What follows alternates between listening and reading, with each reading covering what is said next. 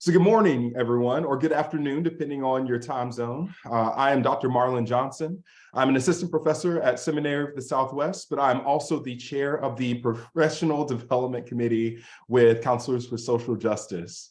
We're honored to collaborate with our research committee this morning to provide you all with this wonderful presentation, For Us, By Us, or FUBU, how counselor educators are intentionally decolonizing research. We are so excited to have with us three scholars who do an excellent job of exactly that, decolonizing our counseling field and beyond with the work and the research that they put out into the world. So we're honored to have them share their insights and their thoughts with us today. A couple of housekeeping notes for you all. As I noted, this presentation will be recorded. And as we go throughout our presentation, I'll also ask each of you all to mute yourselves so that we can really center this conversation around our speakers today. We will have time for question and answers at the end of our presentation, so feel free to use the chat openly and freely as that space to gather your thoughts or gather your questions that you'd like for us to engage as we near the end of our time together. I will be moderating a couple of questions that have come in for our presenters today. And so my goal is just to keep us flowing and keep us going. We have a lot of really good conversation, a lot of good knowledge that we want to share with you all today. And of course, this is going to be a continuing education opportunity for those of y'all who would like it. So in order for you to receive that credit, what I'm going to ask is that you fill out our survey at the very end. We'll put the survey link near the end of today's presentation. So without further ado, let me introduce our wonderful presenters who are on today's panel. I'll start with Dr. Michael Hannon. So Dr. Michael Hannon is a counselor, educator, and researcher and author. He is an associate professor of counseling at Montclair State University, a mental health counselor at the Center for Marcus, and the co-founder of the nonprofit organization Greater Expectations Teaching and Advocacy Center with his wife, Dr. LaShawn Hannon. He is the author of over 30 publications, including his March 2022 edited book, Black Fathering and Mental Health, which is a great book, y'all. Dr. Hannon and his research about the mental health of Black men and fathers has been highlighted in a range of media outlets, including National Public Radio, New York Times, Autism Speaks, Thrive Global, and the Huffington Post. So thank you, Dr. Hannon, for being with us today. Next, I will introduce Dr. Laverne Collins. So Dr. Laverne Collins is a national certified counselor who holds credentials as a licensed clinical mental health counselor in North Carolina and as a licensed professional counselor in Georgia. She has a dual bachelor's degree from Syracuse University and a MS Ed in community counseling from Duquesne University in Pittsburgh. She holds a PhD in Christian counseling from South Florida Bible College and Theological Seminary. And she is certified in coaching, clinical supervision, grief, trauma, integrative nutrition coaching, telemental health, and addictions counseling. Dr. Collins is the owner of a private practice and counselor training company, New Seasons Counseling, Training, and Consulting, LLC. She is the owner of Collins Life Coaching, LLC. And she is also owner of Equity Training Partners, LLC, which provides customized diversity, equity, and inclusion training and coaching for businesses. Thank you so much, Dr. Collins, for being with us today. And lastly, we have Dr. Tice Nadrich. So Dr. Tice is an assistant professor and program director of the Clinical Mental Health Counseling Program at Malloy College. Dr. Nadrich is also the Associate Dean for the School of Education and Human Services. He is a licensed mental health counselor in New York and a board certified counselor, as well as an approved clinical supervisor. His counseling experience includes work as a counselor educator, clinical mental health counselor, and a clinical supervisor for counselors in training. His research interests include the experiences and mental health needs of racially ambiguous people of color, Black counselors and counselor educators, and perinatal Black fatherhood. So again, thank you all so much for being here, and we look forward to hearing all of your answers and all of your responses to all of the work that you've done to contribute to our field. So I want to start us off with this first question today. As we think about all of the work that you all have done, the amazing support that you have provided, I just want to hear, when were you first introduced to research? And how did that experience inform your researcher identity today?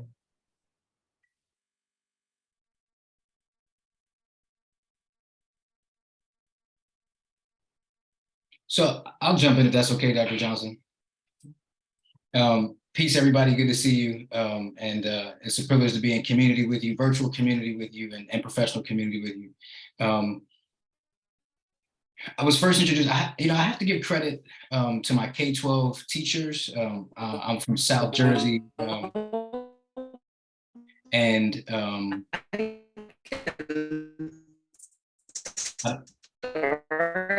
y'all hear me okay? Okay, I heard some feedback. I got to give credit to being a high school student in my younger years, and being in my biology class. I had a Black Panamanian biology teacher. Her name was Sylvia Cooper, Miss Cooper, and she introduced us in that biology class to the scientific method.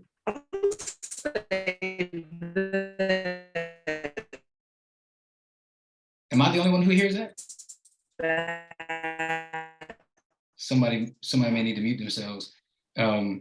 So I'll just say, Ms. Cooper, I give a lot of credit to and acknowledge, because she introduced us to the scientific method. And I remember being in that biology class, and some of you may have similar experiences in your high schools when you had experiments to do, dissecting frogs and stuff like that, that hopefully you look back and laugh on or have fond memories about. But I remember her validating us. One, it was important. I grew up in a community that is predominantly Black, and we had Black teachers, Afro-Latinx teachers, and Ms. Cooper was one of them. And I remember her validating and making very tangible to us the value and the importance of the scientific method, asking a question and identifying a problem, coming up with some hypotheses about why the problem exists, coordinating or curating a process by which you could get that question answered, and then sharing what you learned as a result. And if your hypothesis was right, then cool. And if it wasn't, then it just provided an opportunity for more learning and to ask an additional question. And so I go back to my K-12 experience and really being introduced to the value of the scientific method to get my curiosities answered in a range of spaces, not just in science class, but as I watch people's behavior, as we kind of take account of our interactions with folks in our community and our environment. That's what I draw back to. 10th grade, Miss Cooper, Willingboro High School.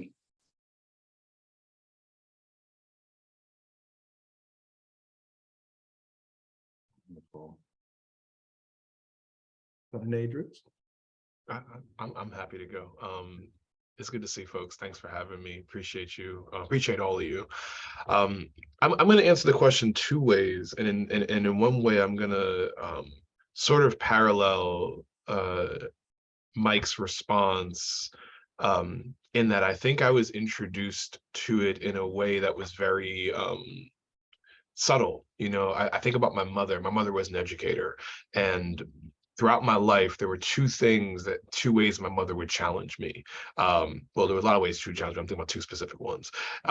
One would often be, how do I know something? And the other would be, go look it up. So, and I'm thinking about this idea where I would often present an idea and it would be, well, how do you know? And if I didn't have an answer to that beyond like this individualized experience, then that would be followed by, go look it up. And that would mean walk down to the basement, go get an encyclopedia off the wall, because this was a different time. And I'd have to literally go look it up. And I'd have to report back the answer. Like, this was a process. It was rinse and repeat.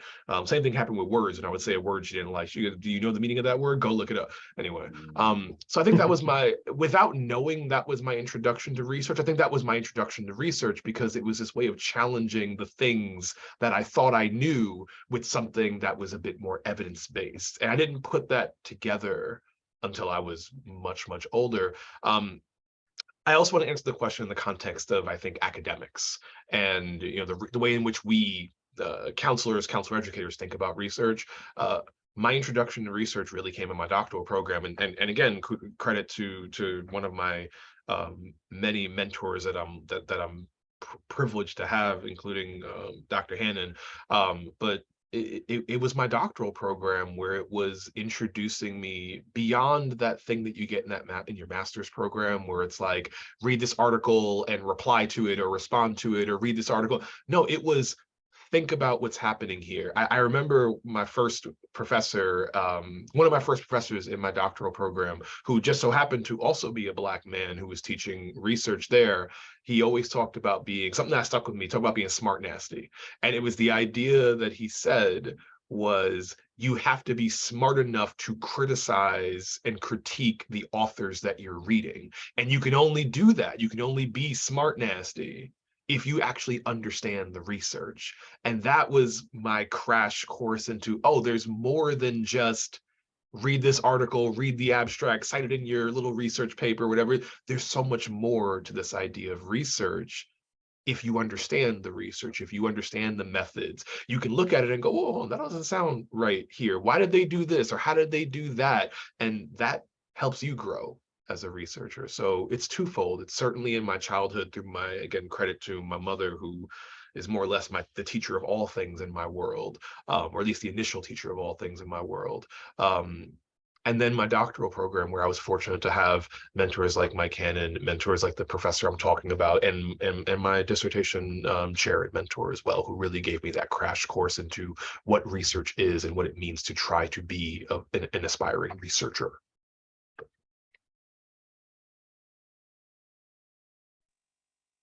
Okay, can you hear me? Are you good? Okay. I am a little bit, I sit in a different position from Dr. Hannon and Dr. Nadrich. I don't like research. I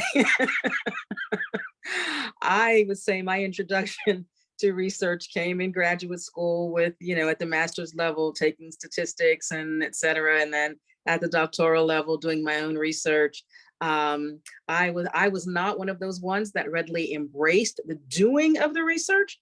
My role in counselor education right now is the dissemination of your research, because what I recognize is that at the graduate level and the postgraduate level, people are getting access to all kinds of rich information. They're into the research because they have to be.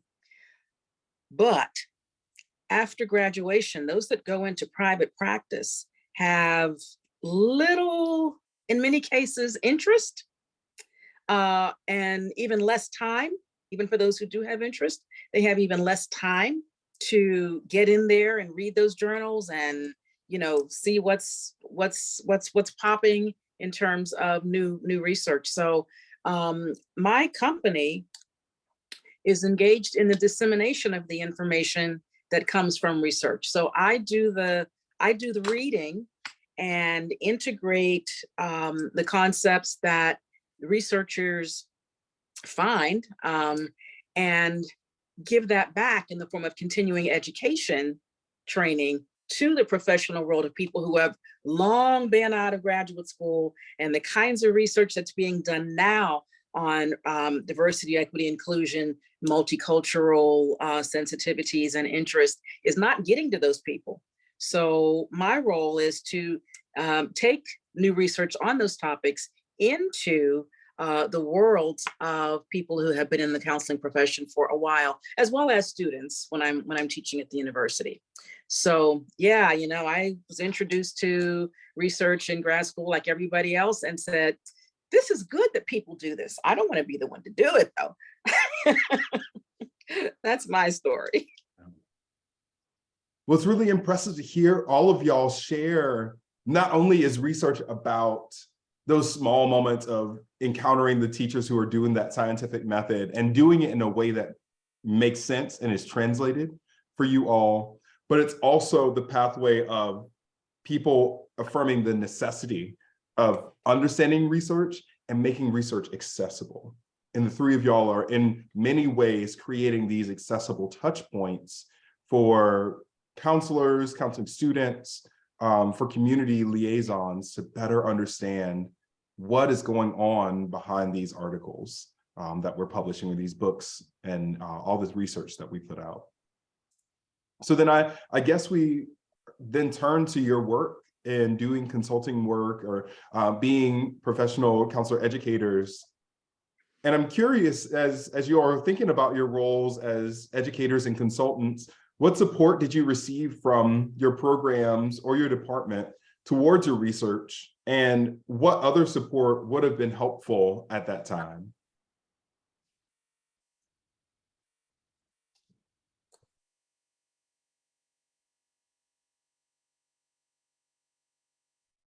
We want to do an order or something like that. I'm just curious how we want to do this, three of us. All right, I think I'm gonna go because I've already unmuted myself and made it like this. You know, so I'll talk about it two ways, because I think my formal research journey began in my doctoral program.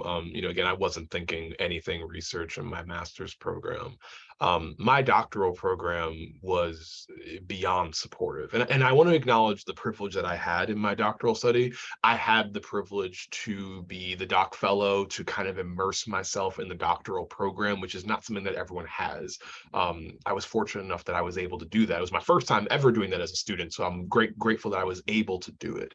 But because I was able to do that, I had so much one-on-one time with my mentor that things that I didn't know were research or could be research were told to me. That's research, bro. Like, we can do this thing.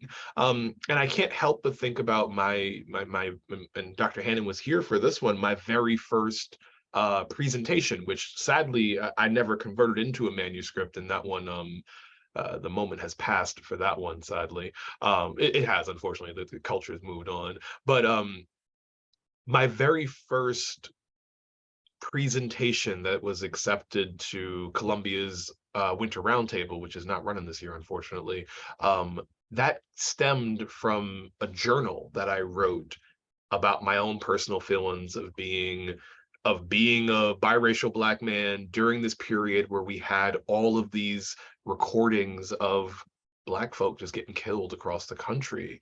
And my mentor at the time said, that can be research. And it blew me away that it could be research, that even people would think about it through that lens. And it culminated in us submitting it to a conference as a conference proposal, which I did not think would ever get accepted. Then got accepted, to which I never thought people would show up. And then it literally resulted in a moment where I was in this room, shared with Dr. Hannon and two others, and so many people showed up that folks were sitting on the floor. And I was floored by that idea. So I think that really primed me into recognizing, and I know we're talking about decolonization of research throughout this whole piece. That was not only my introduction to what research could look like and what our type of work could look like, but also how it doesn't have to fit the mold of what I think it is or what it might be, which is a very, at least the way I was introduced to it, was a very quantitative, objective approach to doing research. You know, the second part, so I feel very supported throughout my doctoral study. And the second part was, I'm talking more about academics, and I'm in a teaching institution right now. So if I'm being candid and somewhat critical, and I don't think I think my institution knows who they are, my research is not very well supported at my institution. They prioritize teaching and service above research, and that manifests in the amount of committees that I'm on, in the roles that I take on at this institution. So I think finding ways to support faculty or anyone who wants to be a researcher with time, with money, with resources of all kind, time and money or resources. So with resources, or at minimum with encouragement, with interest, that would be very meaningful to me. And I think that's something that my current institution lacks, is there's not much time given to it. There's not many tangible resources like funding giving to it. There's opportunities, but it's more like, come seek this opportunity if you want it, not let's show you how to get this money or get this support.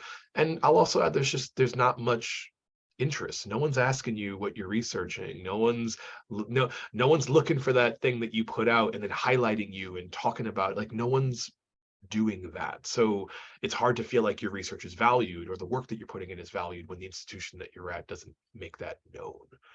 So there's an interesting parallel there, because in my doctoral institution, I think everything that we did was valued. Maybe just as doctoral students, but I think as faculty as well, the faculty that were there, I think it's valued as well. I think it's highlighted, and I don't feel that there. And it's a barrier. I think it's not a full roadblock, but it's certainly a barrier to trying to get research done.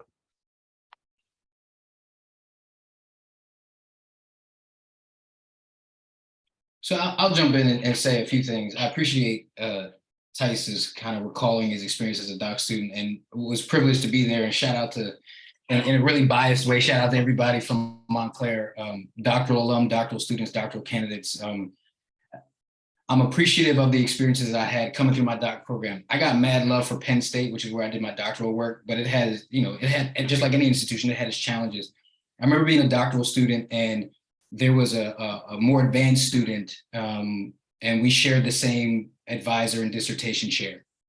And I remember talking to her because I was seeing other doctoral students who were less advanced and more advanced with more publication and research opportunities than I had, and members of my cohort. And if I had to identify what might be the predicting variable, I was very much convinced that it was by race. And while we had a racially diverse cohort in my doctoral program, the program was still overwhelmingly enrolled by white students, white women students, and they were dope in their own regard. But I was seeing all of these white students being published and having these research opportunities, and we didn't. Some of us didn't, and we felt excluded and felt marginalized as a consequence of that. I remember talking to this mentor, again, who we shared the same dissertation chair, and I was like, yo, what's up with this boy, right? Like, what's up with him that he's not reaching out to us, he's not extending opportunities, or other faculty doing so? And she coached me, and I'll shout her by name, is Dr. Capria Johnson, who's at Ohio State. And what we know is, if you know Dr. Johnson's work and how influential she has been over the last 10 years in counselor education, particularly researching topics on the social determinants of health, she will tell you that she had no publications coming out of her doctoral program. So I want that to sit with you for a second. For as much as we know about the research and publication process and how long that could take, even on a great sequence of events, she had no publications coming out of her doctoral program, zero.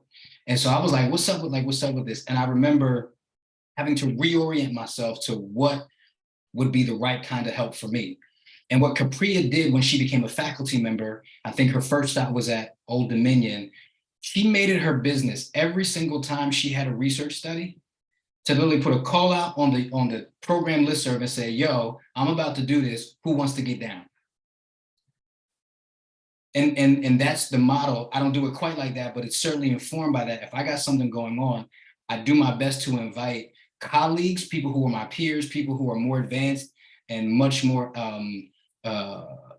accomplished than I am, and folks who are coming up behind me, proverbially, in the research domain, to be able to offer those opportunities. And I've tried to model that based on the model that Capria gave me, coming through Penn State's doctoral program ahead of me. I've been fortunate in that regard, because where I've worked, I first worked at Brooklyn College, in their school counseling program.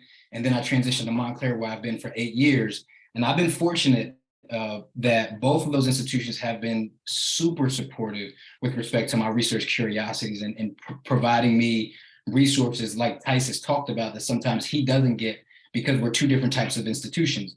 And maybe some other things that I won't speculate about, but time, opportunities for funding, internal funding, having people in the College of Education and Human Services reminding us of external funding opportunities, and then just the collegiality that exists within and external of the department.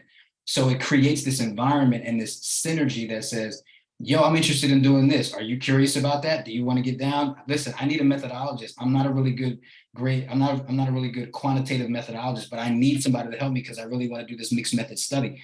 And so those kinds of things have been important.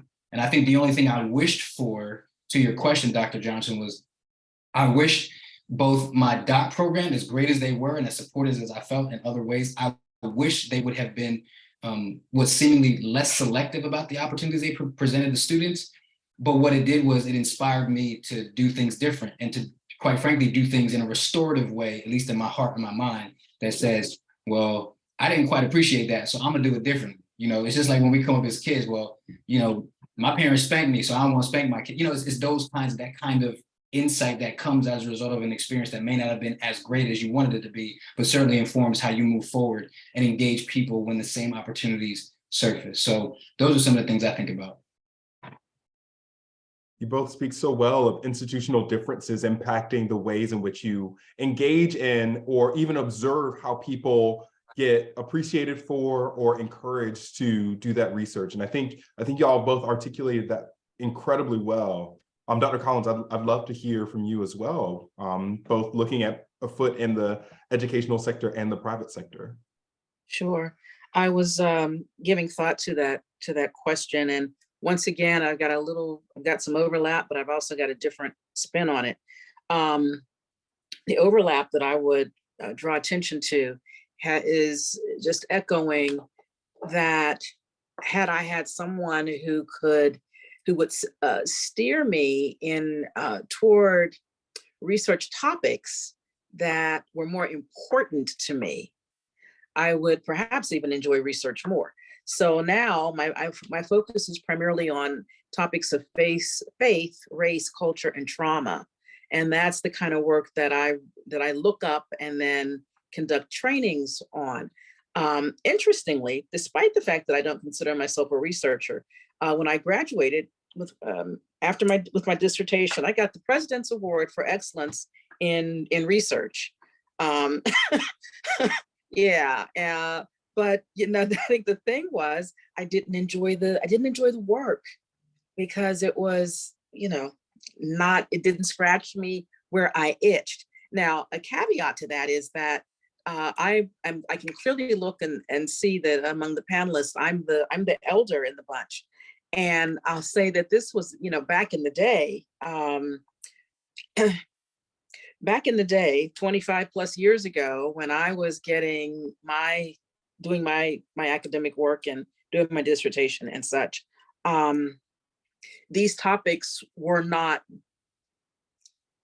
deemed as important as they are now. The topics that I enjoy just weren't getting much attention.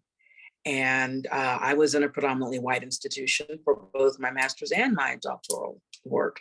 So I didn't have advisors who look like me or who cared as much about what I care about. So I went with the mainstream too. Hey, this is the way they go. This is the way I'm going.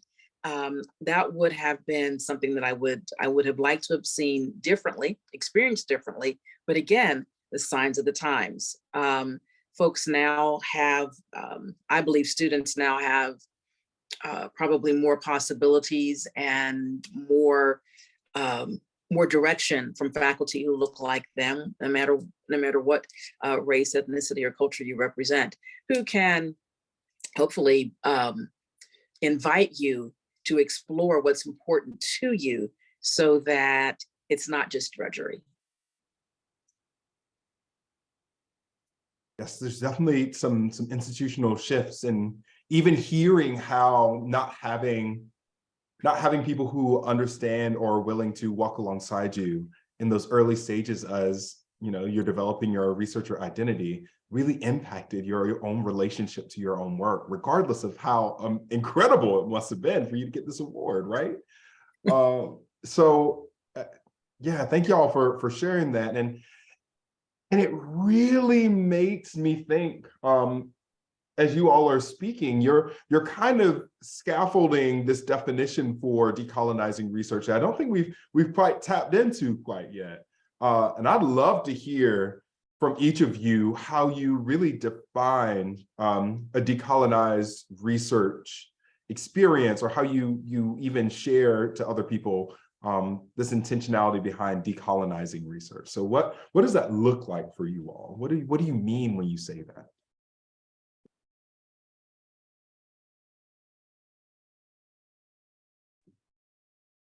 I'm gonna take a stab at this, Doc. And while I don't have a formal definition of decolonization, I think there are a few things that come to mind for me. One, in any decolonization effort, there is a shift of power and attention, and power meaning influence. So that influence may come as a result of financial resources, cultural or political resources, and things like that. So in the context in our field, the decolonization of our research means that there has to be some shift of focus and attention on what used to be and has been normalized to the things that have been marginalized and in many cases pathologized. And so for me, the privilege I have in researching my own curiosities about Black men's mental health, Black fathers' mental health, Black fathers raising children who are autistic, and Black males' experiences, Black men's experiences in counseling as educators, as clinicians, as students, that is an absolute shift of attention, if nothing else. And so if you looked at my CV, you would see a string of publications, presentations, all those things that are considered research activities or scholarly activities, where I'm saying, I'm shifting the attention of what I typically see in our journals and our peer-reviewed publications, our peer-reviewed journals, to the things that interest me, because they're not just of interest to me. There is empirical and clinical value to better understand the things I'm curious about. And I imagine everybody on this call, I'm going to borrow from Dr. Nadris, because at some point in time, we have to, if you're in the pursuit of becoming a counselor, educator, or supervisor, particularly through a doctoral program, Tice gave us free game when he said, you have to do some reconciling about your professional identity. And sometimes that's a matter of being an educator first or a clinician first. And sometimes those things, both of those identities are in competition with each other. And it can be a both and, but sometimes depending on the need, you have to choose in moments. And so for me, that's what I choose to do. And many times I've heard two critiques, and I'll try to be brief. I've heard two critiques, that much of the published research in counseling journals and mental health journals is not intervention research. So we're not learning about what works for clients. And I understand that, because much of the research that comes out now, or more of the research that's being published and shared now, is about people's experiences. Well, you know why people want to share their experiences? Because they ain't been listened to up until now, right? Like think about the context of your relationships. If you don't feel heard, you're going to be more inclined, hopefully, to share more about yourself. And I think that's reflective of the counseling profession. And so when people talk about, the second critique I hear is, well, research is really about me search. Well, yes, that's a natural consequence. And the derivative of me search is that it's my search. So don't ask me questions about why I'm doing this particular kind of research. Yes, do I have to provide a rationale and the merit for it for a wider range of audiences versus just talking to my homies? Sure, I'm game to do that. But don't critique me and my curiosities about my research, because it's my search. And I have the autonomy to do the searching that I want to do, not just because it's important to me, but it's important to the community of clinicians, the community of practitioners, and certainly the community of educators and supervisors who, like Dr. Collins said, can use to inform practice. And so these are the things I think about when it comes to decolonizing research, is really shifting the attention unapologetically of what currently exists, while important, to something that has been arguably systemically and intentionally excluded and pushed to the margins. And those are the things I think about when it comes to decolonizing our research and counseling and mental health professions. I love that. I would chime in here and just dovetail on that. We have to redefine who the experts are and what expertise means. Expertise is not just the lab coat person that looks outward, but expertise is, so much expertise comes from lived experience that has heretofore been invalidated. So I think decolonizing means in many ways validating lived experience, redefining who the experts are, defining expertise in a more inclusive way, challenging the models and unlearning the cultural norms that benefit certain people, getting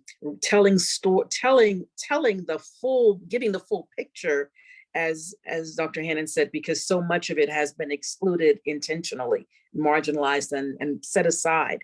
And then to look at the impact, it's not about looking at the past, but looking at the impact of the past on the present and on the future, so that we can reshape futures and break free of the oppressive and colonizing systems that still exist. And job one is letting people know that colonialism is still alive. It's not a thing of the past. Colonialism is still alive, in part by the ways that we deny its existence in the first place. It's still alive because people are not owning the fact that, for instance, America was built on stolen land with stolen labor. Whenever I start trainings, that's where I start. I do a land and labor acknowledgement. And I say, if I don't do this, how dare I sit and talk about multiculturalism and diversity in your counseling practice? First, own the fact that the land your practice sits on was stolen, and the labor that might have built the building was stolen. So let's start there, and then we can talk about the future. So that's what I see as decolonizing. I'm not convinced I have much to add after both of those, because I mean, you both killed it. In many ways, I think what I'm going to try to do is talk about, I guess, practice in research, because as I hear my colleagues and mentors talking right now, I love what we're talking about acknowledgement, about changing the narrative, about making space for new things, and pushing. And I think the only thing that I'll add, although I'm barely adding, is this idea of pushing back against a system that is continuing. This is what Dr. Collins is saying, that continues to perpetuate it right now. And I'm thinking of a very specific example that I'm confident that I've shared with Drs. Hannon and Ferguson on this call, where I published a chapter recently. And one of the things that I was adamant about as I wrote this chapter with my co-authors was I was going to make it gender neutral throughout the entire chapter. And when it hit the editor's desk, the editor came back and said, change this, and this. Nothing about content. Content was solid, because that's how I do sometimes. Pronouns. Change this sentence where it says they or them to he or she. And we had it was an actual back and forth across multiple emails, where I ended up, because the editor wouldn't budge, and because of the stressors of tenure and promotion, I wasn't going to give up on a chapter I had already written. I was like, this thing's getting published. I ended up rewriting the sentences to remove the need for pronouns altogether, because I refused to add a he, she, him, her, and they, for whatever reason, refused to allow me to say them, even though, if I'm being clear, it actually made perfect sense in the sentence. That's even regardless of if we're talking about gender inclusivity and combating heterosexism. I'm not even talking about that. The sentence actually read perfectly fine as was. It wasn't even, I think things like that are also part of it. So I'm adding that because as I hear my colleagues talk about this, everything they're saying is 100% on point, is pure fire. And I'm also thinking about the ways in which that we manifest that. And that was one recent example that I felt that we have a choice. Is what are we going to do with this? The easiest, the path of least resistance would have just been, well, all right, let's not rewrite anything. Let's just do he, she, blah, blah, blah, and we're done. But no, it was a labor. It was a labor that I know Drs. Hannon and Ferguson heard about because I was venting to them about that labor because of how annoyed I was that I had to do this. But that's part of decolonizing research, is telling these folks, no, I'm not changing this thing. This needs to be what it is. This needs to be published. It needs to be written the way that it's written, like this, for a variety of reasons. I'm not budging on this. And that requires risk. And that's important to acknowledge that there's risk there. I'm on the tenure track. So there's risk. I might not get that pub. They might say this chapter's a wrap. You're not getting it. That's a risk. But also, if you believe in this, if you have the resources to, it's a risk I'm willing to take. Y'all not getting this chapter unless we're writing it the way that I want to write it. The power of what each of y'all are saying is recognizing that the institution of academia encourages you all to conform in some ways to a particular way of furthering narratives or reorganizing things that have already been said. And each of y'all have identified that in order for you to be consistent in your own embodiment inside of this field, it requires you standing your ground and be grounded inside of the work that you've seen come behind you, whether that is ancestral wisdom that you bring into academia, or it is the innovation of just your pure embodiment, standing your ground and saying, this is my voice and it will not be compromised. So I'm loving that you all are kind of adding that into the ways in which you're defining decolonialized research, both in the aspect of what you turn out and then what you uplift inside of the work that you all are doing. So I'm super grateful for the ways in which y'all are defining that. But I think this leads me into some of our last questions. And part of this work that you all are doing, you're sharing that it's not just for you, it's not just for your merit, but it's also for the communities in which you represent, whether it's race, gender, sex, sexuality, age, all of those things are important to you all and the impact that you're making inside of the work that you do. So I'm curious, how do you be in the community while building up the community? And what I mean by that is, what are some of those strategies that you utilize to continue to create solidarity in the communities that you research, while also remain present in who you are as you're doing this research alongside your communities?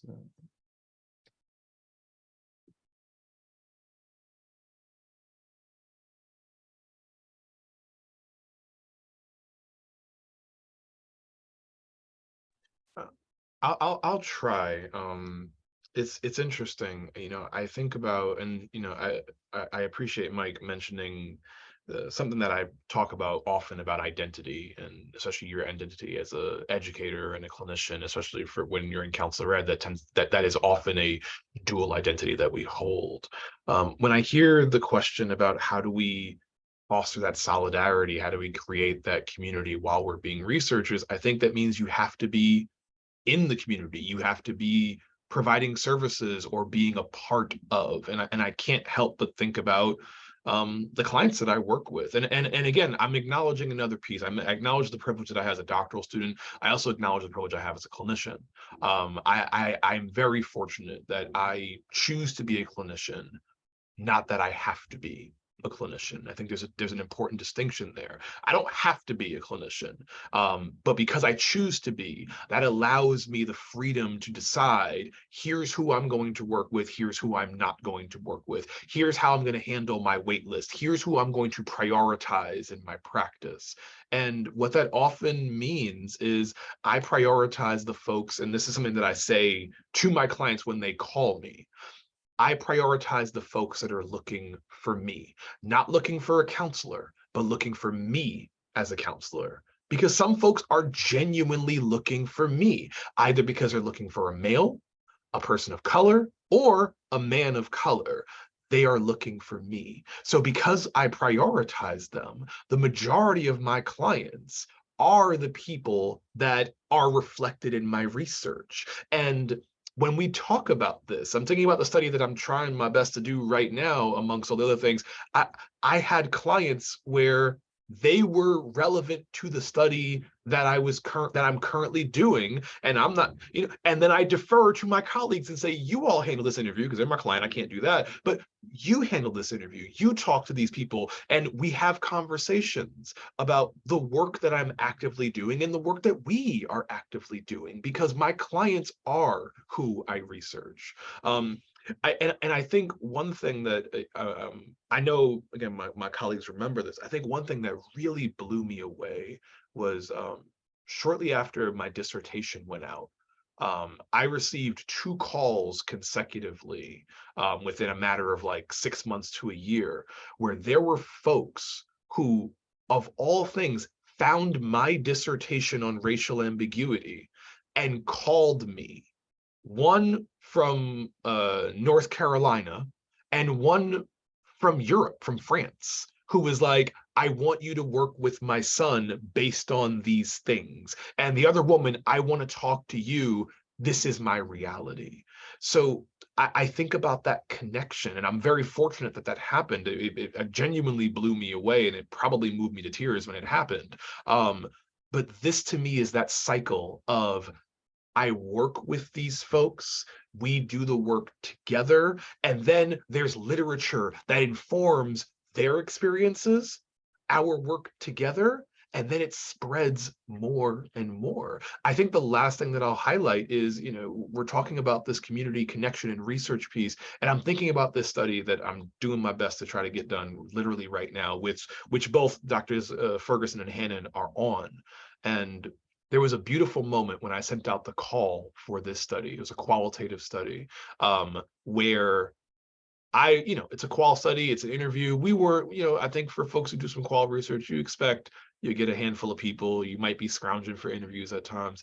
And I think because of the community that all of us have, somehow we ended up getting literally over 200 people applying to be a part of this study, which forced us to then say, how are we going to meet the needs of these folks? So we are in the process right now, if my IRB would, get the stuff together, we are in the process of figuring out how can we better serve this community, because we can't interview 200 folks, but we can do a survey. We can we can gather some data and make sure that their experiences are reflected in different ways. And this is Black men, Black dads that we're talking about, which is work that I'm passionate about. And Dr. Hannon is my leader in many ways to be passionate about. And we're all in this. So when I think about that connection, I think it's very intentional. I think it has to be very intentional. And I think it is in many ways cyclical, that the more in it you are as a human, not even just a clinician, as a human, the more connected you are with it. That information informs the research that you're doing, and it literally comes back full circle. And it just so happens that my identity as a clinician is a big portion of my entryway into the community, into the people, into the folks that I'm trying to help out. That's awesome. I will add to that. From my experience as a trainer, I work very hard to localize my content such that if I'm doing a training for a client organization in, say, southern rural Georgia, where I'll research the demographics there and will use relevant relevant client information from their locale in my presentations. So in rural South Georgia, for instance, migrant Hispanic land laborers are a huge percent of the population. So I'll make sure that I'm not coming with, you know, urban examples into that rural community, because that's not them. It's not who they who they serve. So I think the applicability and the relevance is really important. Just whatever you're doing, make it local, make it relevant, make it applicable to your to the people that you are serving, whether you are researching or whether you are training or whatever. The applicability is what's most important for me. I don't know if I have a whole lot to add here. I'll do my best to be quick with respect to an anecdote. I appreciate both of the perspectives that have been shared. And I think the way that I try to stay in community, to me, it's about staying in community. And so like Dr. Nadrich, I do have the privilege of still seeing clients on a part-time basis, and that allows me to stay in community. I'm a member of a historically Black fraternity, the best one. And but I help run and facilitate our community, our mentoring program for young Black and brown boys between 6th and 12th grades. I'm staying in community. And so these are the ways that I try to stay in community, so that it's not lost on me that when people don't know what I do and I get a chance to say, hey, you know what, I see clients on a part-time basis, or I'm helping run our mentoring program. Those are the ways I stay in community, because it reminds me and requires me to not become detached. It is so easy to become detached from the work that we're writing about as researchers. If we take on a researcher role or assume researcher roles, it's so easy to become detached. Oh, I'm just gonna go sample some Black men. What it look like for me to sample Black men and ask them about their fathering experiences and how that influences their mental health, if I'm not thinking about my own experience as a Black man, or I'm not seeing clients who are Black fathers who are fighting with the court system to be able to see their children on a regular basis and be able to father their children in ways that they believe is necessary. So staying in community is really important. And acknowledging at the end of the day, while we have all of these intersecting and converging identities, for me, for Mike, I'm a Black man first. I'm a Black man. I got a Black wife. I got 2 dope Black children. And all of the things that the profession may say about me that are complimentary, it don't mean nothing if I don't show up in community, first in my home and then in my broader community. And those are the ways I do my best to stay accountable and connected to the people for whom I care about the most. So hopefully that adds some context as well. Yes, I think a resounding yes for all 3 of you. The depth and the passion that you all have for caring intentionally for your participants, your co-collaborators inside of this decolonialized work is something that we don't see every day inside of academia. And it's one of those things that is necessary, I believe, for our field to continue to flourish, but not just our field, but honestly for our communities to continue to flourish. So I speak with deep gratitude for the words that y'all are sharing. And I want to kind of get us to wrap up and round off with a question that actually came in from one of our participants, which I believe also fits really well to a question that I had for all of us to kind of sum up our time together. So what recommendations and advice do you have for students who are interested in or are hesitant in engaging in counseling research? But most specifically, how would you advise doc students, and I'll include master's students because I have master's students who are doing great work, with allowing them to stand their ground in decolonizing research when they don't feel like they're in positions of power? What advice do you have? I hate that I have to say this, and I see Tice weighed in on Stevie's question. Thank you for asking that. And there's no easy answer or magic bullet for this. And I hate that I have to say, or I hate that I feel compelled to say this, but when our curiosities and interests aren't affirmed, I think about people who are multilingual. And I think part of our task, unfortunately and unfairly, and inequitably and unjustly is that we have to become multilingual. And I say that because we have so many people in our communities who speak a bunch of different languages, and it's construed as a deficit. Oh, English isn't their primary language. I'm like, you can't even speak the language that is your native language, let alone speaking 3 and 4 different languages. So cut it all the way out.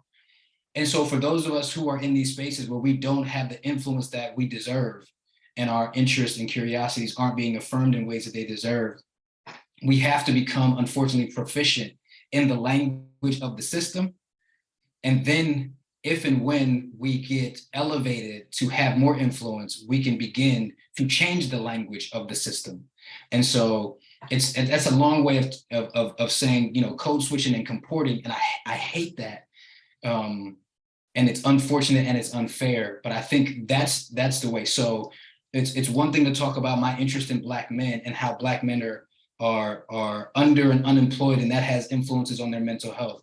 It's another thing to say, I can cite you 10 studies that validate in the ways that you find important that Black men are under and unemployed and disproportionately incarcerated and all these other things that affect them in ways that they don't affect other communities. And if I need to cite some research studies, okay, I guess you can hear that instead of me just saying, yo, this is important. And so what comes to me is being fluent in a number of languages that the academy will unfortunately recognize, because sometimes they don't appreciate not just what we have to say, but how we say it. And that's an unfortunate tax. That's the Black tax. That's a marginalized tax that all of us have to pay sometimes. And hopefully we can get some reparations as a result. I'll stop there. Yeah, in some ways, my written response, I think, echoes the unfortunate nature of the response, and I hope that was clear. Is that, you know, I started off my written response by saying this isn't a perfect answer, and I'm sorry for it, because it's the fact of the matter is I'm telling you to do more work. And in some ways, what I'll echo here is you know, this idea of trying to find ways to navigate an environment that might not accept you as you are for who you are. And I know, you know, and Mike talked about a one way of navigating it, which I think is effective, and unfortunate that it might be the case. The other way, which is equally which is equally possibly as effective and also equally as unfortunate, is one about finding a shield in many ways. I was fortunate that when I was coming in, and I'm doing this, folks who had power were willing to stand in front of me every step of the way, so that I was shielded, so that I was protected. And I do my best. And I know that I think at some point I had some of my students or former students on this, so maybe they agree, or just I hope they agree. But when I have my students who are saying, I want to do a thing, I do my best to not even make it a thought that they have to ask. I jump in front immediately. I say, yes, we can do this. Here's how I'm going to support you. I will put my name on this wherever you want it to be, so that you can get your word out, which is usually I do my best to put it behind theirs because it's their word, not mine. But I volunteer the power that I have to try to shield them. I know that not everybody does that. I know that you might not have people at your institution who are willing or able to do that. So this, again, now it's the work of finding someone who is willing. So that's the unfortunate side of it. Nothing to add except ditto and kudos. Both those positions. Well, I know our time is running short today, but I want to thank you all for your incredible work, your incredible language around this particular topic, and letting us know just how vast it is, how much impact that you all have each made inside of your different areas of study, but also the ways in which you continue to uplift the communities from which you come and the communities that you continue to create more power and more links to. So thank you, thank you, thank you. You all, this might be actually a nice opportunity for us to not just celebrate all of these colleagues and the work that they do, but also to do a small plug for Counselors for Social Justice and the ways in which we create collaborative mentorship and leadership programs. So if you're curious about learning more about the information and the opportunities that these leaders are also talking about, feel free to tap into us at info@counseling-csj.org to gain more information around our mentorship program, or to get connected to some of our leaders who are doing exactly this work, this decolonial work, to allow our work in our field to become that much more empowered for the next stage of where we're heading.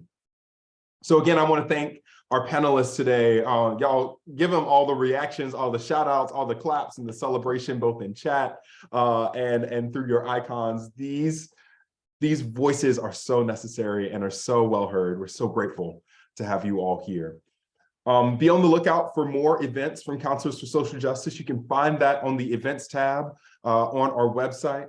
And of course, I sent the survey for continuing ed credit and for feedback. We love hearing what y'all experienced during these webinars. So please fill out that survey link. And I believe that is all that we have today. So thank you all for your words and for all of y'all today. Be well, be safe, enjoy the holiday season, and rest and restore that which you have put out into the world this year. So with that, say thank you all.